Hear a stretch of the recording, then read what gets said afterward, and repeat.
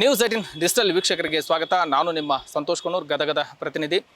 ರಾಜ್ಯ ರಾಜಕಾರಣದಲ್ಲಿ ಕೂಡ ಸಾಕಷ್ಟು ಬೆಳವಣಿಗೆಗಳಾಗಿ ಇವತ್ತು ಡಿ.ಕೆ. ಶಿವಕುಮಾರ್ ಅವರು ಕೂಡ ಸಿಎಂ ಆಗಿ ಆಯ್ಕೆಯಾಗಿದ್ದಾರೆ. ಮೊದಲನೇ ಹಂತದ ಸಚಿವ ಸ್ಥಾನದಲ್ಲಿ ಕೂಡ 13 ಜನರಿಗೆ ಅವಕಾಶ ಕೂಡ ಸಿಕ್ಕಿರುವಂಥದ್ದು. ಇನ್ನು ಎರಡನೇ ಹಂತದಲ್ಲಿಯೂ ಕೂಡ ಸಾಕಷ್ಟು ಸಚಿವ ಆಕಾಂಕ್ಷಿಗಳು ಕೂಡ ಪಟ್ಟಿ ಕೂಡ ಈಗ ಇದೆ.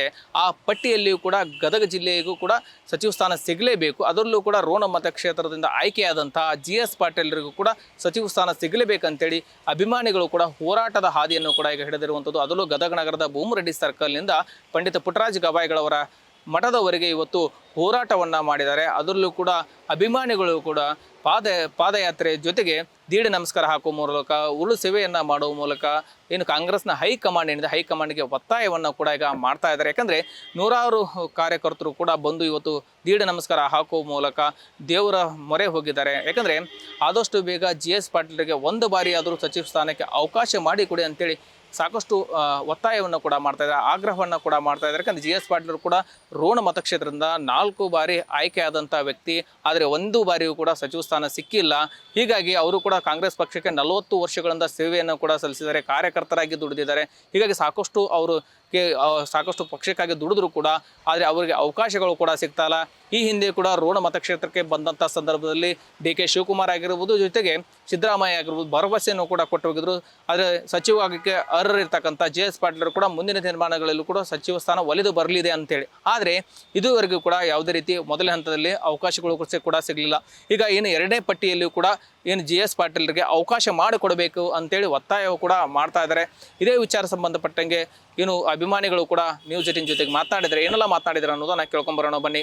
ಸನ್ಮಾನ್ಯ ಶ್ರೀ ಜಿ.ಎಸ್. ಪಾಟೀಲ್ ಸಾಹೇಬರು ಸತತ 4 ಸರಿ ಶಾಸಕರಾದವರು. ಗದಗ ಜಿಲ್ಲಾ ಅಧ್ಯಕ್ಷರು ಕೂಡ ಅವರು 45 ವರ್ಷ ಅವರು ಸುದೀರ್ಘ ಕಾಲ ಅವರು ಇರ್ತಕ್ಕಂಥ ನಾವು ಸನ್ಮಾನ್ಯ ಶ್ರೀ ಸಿದ್ದರಾಮಯ್ಯ ಸಾಹೇಬ್ರ ಮನೆಗೆ ಅವರು ಮೊದಲ ಚೀಫ್ ಮಿನಿಸ್ಟರ್ ಆದಾಗ ಅವ್ರ ಮನೆಗೆ ನಾವು ಇರ್ತಕ್ಕಂಥ ರೋಣ ತಾಲೂಕು ಇಷ್ಟು ನಾವು ಏನು ಕಾರ್ಯಕರ್ತರು ಕೂಡ ಅವರ ಮನೆ ಮುಂದೆ ನಾವು ಪ್ರತಿಭಟನೆ ಮಾಡಿದರೂ ಕೂಡ ಆವಾಗ ನಾವು ಒಂದು ಮಾತು ಹೇಳಿದ್ರು ಸನ್ಮಾನ್ಯ ಶ್ರೀ ಸಿದ್ದರಾಮಯ್ಯ ಸಾಹೇಬರು ರೋಣಕ್ಕೆ ಬಂದಾಗ, ಇಲ್ಲ ನಿಮ್ಮ ಸಾಹೇಬ್ರು 100ಕ್ಕೆ 100 ಜಿ.ಎಸ್. ಪಾಟೀಲ್ ಸಾಹೇಬ್ರ ಸಚಿವರಾಗ ಹರ್ ಅಂತ ಕೂಡ ಆ ಟೈಮ್ನಲ್ಲಿ ಇರ್ತಕ್ಕಂಥ ಡಿ.ಸಿ.ಎಮ್ ಆದರ್ ಅಂತಕ್ಕಂಥ ಈಗಿನ ಆಗ ಮುಖ್ಯಮಂತ್ರಿ ಆದಂಥ ಸನ್ಮಾನ್ಯ ಶ್ರೀ ಡಿ.ಕೆ. ಶಿವಕುಮಾರ್ ಸಾಹೇಬರು ಕೂಡ ಅದನ್ನು ಹೇಳಿದರು. ನಾವು ಈ ಪ್ರತಿಭಟನೆ ಮುಖಾಂತರ ಅವ್ರು ಹೇಳೋದಂದ್ರೆ ಸನ್ಮಾನ್ಯ ಶ್ರೀ ಜಿ.ಎಸ್. ಪಾಟೀಲ್ ಸಾಹೇಬ್ರು ತಾವೇನು ಮಾತು ಕೊಟ್ಟರೆ ಆ ಪ್ರಕಾರ ಸಚಿವ ಸ್ಥಾನ ಕೊಡಬೇಕಂತ ನಾವು ಕಡ್ಡೆ ಗಂಟುವಾಗಿ ನಾವು ಕೇಳ್ತೀವಿ. 50 ವರ್ಷದ ರಾಜಕೀಯ ಇತಿಹಾಸದಲ್ಲಿ ಇವತ್ತಿಗೂ ಕೂಡ ಕಪ್ಪು ಚುಕ್ಕೆ ಇರುವಂಥ ನಮ್ಮ ನಾಯಕರಾದ ಜಿ.ಎಸ್. ಪಾಟೀಲ್ ಅವರಿಗೆ ಸಚಿವ ಸ್ಥಾನವನ್ನು ಕೊಡಬೇಕಾದ ಒಂದು ನಮ್ಮ ಎಲ್ಲ ಕಾರ್ಯಕರ್ತರ ನ್ಯಾಯಯುತ ಬೇಡಿಕೆ. ಯಾಕಂದರೆ ಯಾವುದೂ ಇವತ್ತಿನವರೆಗೆ ಗದಗ ಜಿಲ್ಲಾ ಕಾಂಗ್ರೆಸ್ ಪಕ್ಷವನ್ನು ಮುನ್ನಡೆಸಿದ್ದಾರೆ. ಆಮೇಲೆ ಗದಗ ಜಿಲ್ಲೆಯಲ್ಲಿರುವಂಥ ಏಕೈಕ ವೀರಶೈವ ಲಿಂಗಾಯತ ಶಾಸಕರಾದ ಜಿ.ಎಸ್. ಪಾಟೀಲ್ ಅಂತ ಹೇಳ್ಬೋದು. ಎಲ್ಲ ಸ್ಥಳೀಯ ಸಂಸ್ಥೆಗಳ ಚುನಾವಣೆಯಲ್ಲೂ ಕೂಡ ಅವರ ಪಾತ್ರ ಮಹತ್ವದ್ದು. ಅನೇಕ ಕಳೆದ ಲೋಕಸಭಾ ಚುನಾವಣೆಯಲ್ಲಿ ಕೂಡ ಯಾವ ಒಂದು ವಿಧಾನಸಭೆ ಲೀಡ್ ಆಗಲಿಲ್ಲರೂ ಕೂಡ ನಮ್ಮ ರೋಣ ಮತಕ್ಷೇತ್ರದಿಂದ ಎಲ್ಲ ಕಾರ್ಯಕರ್ತರು ಲೀಡ್ ಮಾಡಿ ತೋರಿಸಿವಿ. ಈ ಒಂದು ಒಳ್ಳೆಯ ನಾಯಕನಿಗೆ ಈ ಒಂದು ಟೈಮು ಖಂಡಿತವಾಗಿಯೂ ಸಚಿವ ಸ್ಥಾನ ನೀಡಲೇಬೇಕು. ಈ ನಮ್ಮ ಸಾಂಪ್ರದಾಯಿಕಬದ್ಧವಾಗಿ ದೀಡ ನಮಸ್ಕಾರ ನಾವು ನಮ್ಮ ನಿಷ್ಠೆ ಎಲ್ಲ ಈಡೇರಿದ ಮೇಲೆ ಹಾಕ್ತಾ ಇದ್ದೀವಿ. ವೀಕ್ಷಕ ಕೇಳಿದಲ್ಲ ಜಿ.ಎಸ್. ಪಾಟೀಲ್ರ ಅಭಿಮಾನಿ ಬಳಗದ ಮಾತನ್ನ. ಯಾಕಂದರೆ ಗದಗ ಮತಕ್ಷೇತ್ರದಿಂದ ಸ್ಪರ್ಧಿಸಿ ಆಯ್ಕೆಯಾದಂಥ ಎಚ್.ಕೆ. ಪಾಟೀಲರು ಕೂಡ 3 ಬಾರಿ ಸಚಿವರಾಗಿ ಆಯ್ಕೆಯಾಗಿ ಸಾಕಷ್ಟು ಈಗಾಗಲೇ ಸಚಿವ ಸ್ಥಾನದಲ್ಲಿ ಇದ್ದು ಸಾಕಷ್ಟು ಅಭಿವೃದ್ಧಿ ಕೆಲಸವನ್ನು ಕೂಡ ಮಾಡಿದ್ದಾರೆ. ಆದರೆ ಒಂದು ಬಾರಿ ಆದರೂ ರೋಣ ಮತಕ್ಷೇತ್ರದಿಂದ 4 ಬಾರಿ ಆಯ್ಕೆಯಾದಂಥ ಜಿ.ಎಸ್. ಪಾಟೀಲ್ರಿಗೆ ಏನು ಎಚ್.ಕೆ. ಪಾಟೀಲರು ಒಂದು ಬಾರಿ ಯಾರು ತ್ಯಾಗ ಮಾಡಿ ಅವರಿಗೆ ಸಚಿವ ಸ್ಥಾನವನ್ನು ಬಿಟ್ಟು ಕೊಡಬೇಕು ಅನ್ನೋಂಥ ಒತ್ತಾಯವನ್ನು ಅಭಿಮಾನಿಗಳು ಕೂಡ ಮಾಡ್ತಾ ಇದ್ದಾರೆ. ಯಾಕಂದರೆ ಸಚಿವ ಸ್ಥಾನರಾಗಿ ಸಾಕಷ್ಟು ಬಾರಿ ಅಭಿವೃದ್ಧಿ ಕೆಲಸಗಳಾಗಲಿ ಕೆಲಸಗಳನ್ನು ಈಗಾಗಲೇ ಏನು ಅನುಭವವನ್ನು ಹೊಂದಿರತಕ್ಕಂಥ ಏನು ಎಚ್.ಕೆ. ಪಾಟೀಲ್ ಏನಿದ್ದಾರೆ ಇವರು ಸಹ ಖುದ್ದಾಗಿ ಅವರೇ ಏನು ಸ್ಥಾನವನ್ನು ಬಿಟ್ಟು ಕೊಡಬೇಕಂತೇಳಿ ಜಿ.ಎಸ್. ಪಾಟೀಲ್ ಅಭಿಮಾನಿಗಳು ಕೂಡ ಒತ್ತಾಯವನ್ನು ಮಾಡ್ತಾರೆ. ಆದರೆ ಇಲ್ಲಿ ಗದಗ ಜಿಲ್ಲೆಯಲ್ಲಿಯೂ ಕೂಡ ಎಚ್.ಕೆ. ಪಾಟೀಲರಾಗಿರ್ಬೋದು ಮತ್ತು ಜಿ.ಎಸ್. ಪಾಟೀಲ್ ನಡುವೆ ತೀವ್ರ ಪೈಪೋಟಿ ಕೂಡ ಸಚಿವ ಸ್ಥಾನಕ್ಕಾಗಿ ನಡೆದಿದೆ.